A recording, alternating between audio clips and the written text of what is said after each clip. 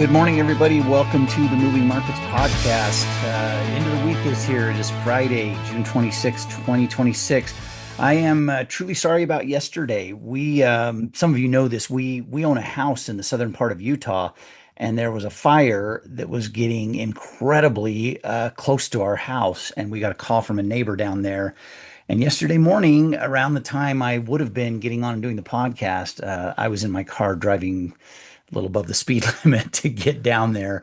We didn't have anybody staying in the house at the time, but I was worried about how close things were getting and things like smoke damage and things like that. Wanted to make sure windows were all shut and other stuff. So just one of those weird things. Everything is okay now. We're not worried like we were, but certainly gave us a scare the last couple of days. So sorry about no podcast yesterday. Once I got down there, I spent the day there, got online, took care of stuff. Was not in Discord maybe as much as I normally am, but here we are. We've the open of the market. You might have heard the opening bell just as I came on. Everything's down this morning, looking like we're going to finish this week in a rough way, especially for the NASDAQ. This will be, I think, the second week in a row. If you look at the NASDAQ, second week in a row of down. Oh, I've got a 1 year chart. 6 month chart's a little bit easier to see the more recent days. Um, there we have, yeah, this will be the second week in a row of downward movement on the NASDAQ. Dow Jones and S&P, I think, are looking very similar. Well, the Dow was actually up a little bit. S&P having a rough couple weeks. It's not super bad. The sell-off this morning is not massive. Chip stocks are getting hit again. AMD down $20, Nvidia down $3.50. It's definitely taking its toll. It's frustrating to watch. It's hard to know for sure.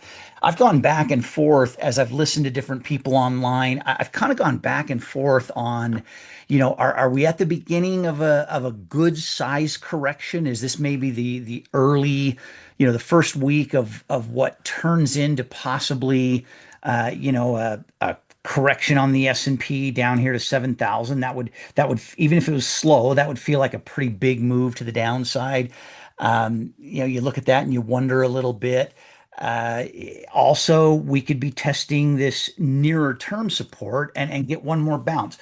I'm iffy on the bounce now. I'm starting to feel like the old adage, sell in May and go away, may have just taken an extra few weeks to come in place this year. Um, and maybe it's nothing more, nothing less than that. Maybe we are at that spot where we start to see the market sell off and start to see things go down, and it just happened to the momentum towards it just began a little bit later than it normally does. Usually it's early in June. We've had kind of a wacky month with things going on in Iran and the back and forth there, and so maybe that's all this is really. And it's not, I don't think it's anything to worry long term about. We could be bearish for the next couple of months. We could be flat, kind of, I think really choppy. Whether we go outright bearish or whether it just flattens a little bit, I think a lot of people believe it will be choppy for the next couple of months. You could have a lot of froth and a lot of chop. And that's a little bit harder to trade in, no question. I have been really frustrated this week, all week long, yesterday included. I have been really frustrated that trades are not filling, and especially trades that, I'm setting limit prices that are a little bit aggressive. I don't want to spend too much to get into some of these trades, but then I'll watch for the better part of an hour, for more than an hour. I'll watch and see that the mid price is below the price I'm trying to get into a trade at, and the trade still doesn't fill, and it's frustrating. There's no question about it. It's frustrating. Not the liquidity that we've had all year long up until this point. That adage that I mentioned earlier, sell in May and go away. There are people that literally physically do that. They adjust their portfolios. They leave for the summer. They lighten up their trading or stop trading altogether. And there can be this lack of liquidity as we move into the summer months, especially July and August. Now, on the flip side of that, we have earnings coming up. The new earnings season is coming up in another couple weeks. 2.5, 3 weeks will be fully into earnings season. It might be tough to get into some of the trades that we're going to try to get into for the next 2 or 3 weeks. I would, my recommendation to anybody, it's really hard for people that are newer in the program and they want to get in on these new trades. They want to see their portfolio go up. If you've been with us for a little while, I recommend that you take a look at this and say, you know what? If for the next couple of months, not as many of my trades got filled, I'm kind of waiting and being patient for those trades that will fill and give me a good price to get in. Hopefully, you'll be okay with that. I'm not going to stop sending trades. I'm not going to stop putting stuff out. I'm just going to let you know we might not get as many of our trades filled because I'm going to be really stingy with limit prices.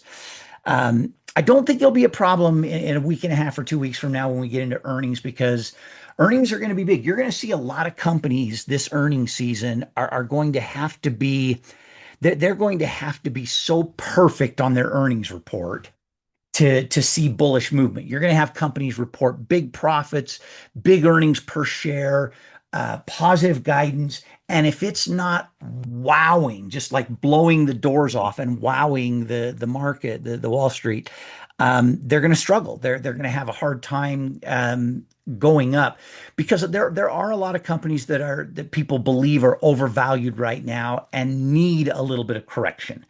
And it's a healthy thing from time to time. Once in a while, having that little bit of a correction is a good thing, and that's kind of the way we need to look at it. Is say it's not the worst thing in the world if we have some of these stocks that are really overvalued right now pull back a little bit and give us some great buying opportunities.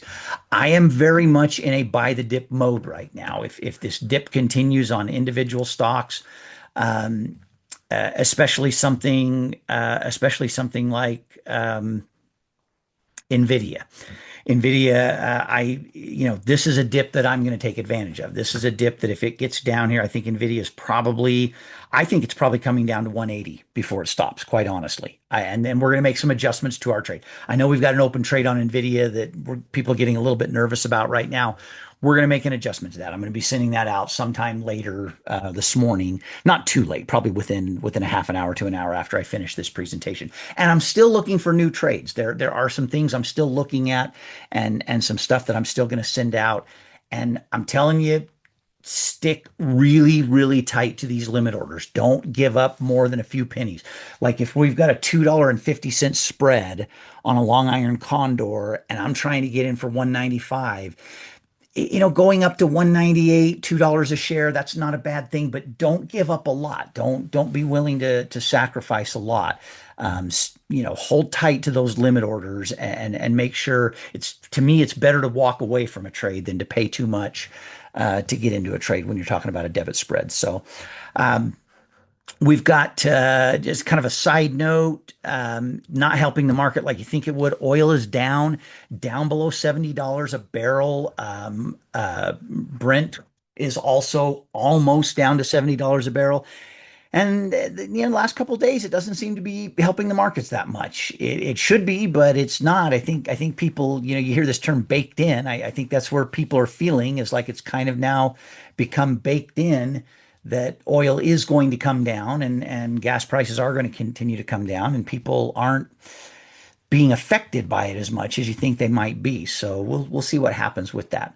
Um, all right, there'll be some collar trade adjusting going on in the next couple of weeks as we get closer to earnings. Some of the companies need to have long puts extended out past the earnings report, and some of those puts are deep enough in the money we'll be able to add some more shares. Others we might have to raise them a little bit, but there'll be a little more activity with that in the upcoming week, 2 weeks before we get into earnings. And like I said, I'm going to keep sending out trades. Don't give up on it, but be okay if the trades don't fill. I'm totally okay when a trade doesn't. I get frustrated. I mentioned that. I get frustrated when it doesn't fill, but I'm okay with it not filling. I'd rather it not fill than get into a bad price spot. So I'll keep working on some stuff today.